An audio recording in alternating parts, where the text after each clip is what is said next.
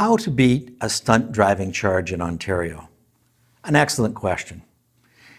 I think to answer that question, we want to think about the history of the charge and what that means. History is a funny word because when we're talking about stunt driving, I think of it as relatively new legislation. Legislation for under the Highway Traffic Act or even under the Criminal Code are many years old. This is, I would guess, about 15 years old. Stunt driving sort of showed up. It was passed, and here it is.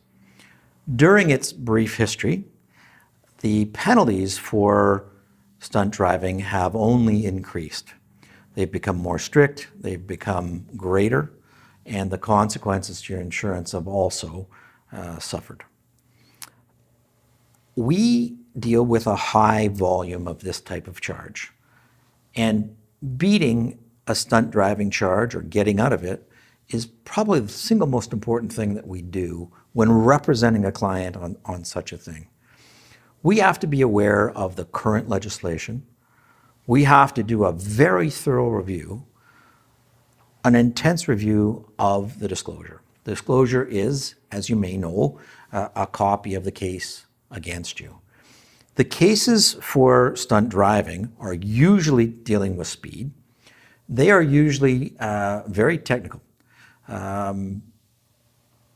are many things that go into being in a position where the Crown can actually convict of stunt driving. An interesting point about stunt driving is the difference between a speeding ticket and stunt driving. Now, most of the stunt driving tickets that we see are derived from speeding.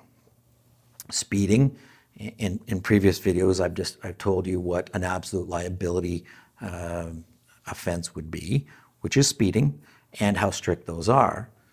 So it's not as strict as an absolute liability, but it's the basis for a stunt driving charge being a stunt driving charge. So what happens in a courtroom as these things are proceeding to trial, oftentimes there is this automatic thought, this current of conviction, like the stunt driving was a speeding ticket under the absolute liability regime. And it's something that needs to be pointed out at the right time, the right moment, with the right law to curb what may happen here.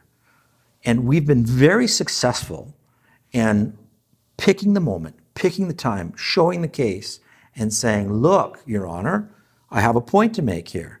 This is not an absolute liability case. This is not a speeding ticket. There should not be an automatic conviction for something like this.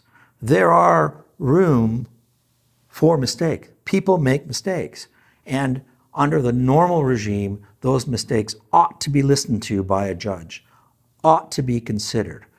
We have been, I'm proud of this, very successful in pointing that out and being successful and keeping these things off our client's record so that they save thousands of dollars. And in some cases, one comes to mind right now, where my client actually saved his career by being in a position to time these arguments and know what to say in a courtroom at the perfect time.